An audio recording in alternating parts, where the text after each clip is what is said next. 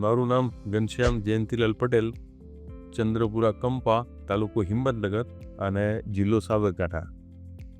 અને બાકી બધા ખેડૂત છે આપણે જાણીએ છીએ કે ડ્રીપથી એક તો સૌથી પહેલું નિંદામણ છે એ આપણું ઓછું થાય છે, માણસોની જરૂરિયાત ઓછી થાય છે, પાણીનો વ્યય ઓછો થાય છે અને જેટલું પાણી જોઈતું હોય એ પ્રમાણે એ સિસ્ટમથી પાણી જાય. નહીંતર આજે ખુલ્લું પાટલું મૂક્યું હોય તો ક્યાંક ખેતર લેવલ ના હોય, ચડાવ ઉતાર હોય, નાકું તૂટી ગયું, આમ પાણીનો વ્યય થાય. પણ આ ડ્રીપથી છે એ પાણી એકદમ સરળ રીતે બધી જગ્યાએ સરખું પહોંચતું હોય અને એક પ્રેશરથી જતું હોય, એના મેન્ટેન કરેલું હોય એ પ્રેશરથી જતું હોય.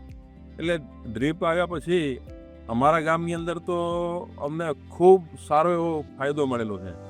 અને એક સમયે માત્ર મકાઈ અને બાજરીના પાક આપણે કરતા હતા, એની જગ્યાએ અત્યારે મારા ગામની વાત કરું તો અત્યારે કોઈ પણ એવો પાક નથી કે જે ગામની અંદર અત્યારે ના થતો હોય.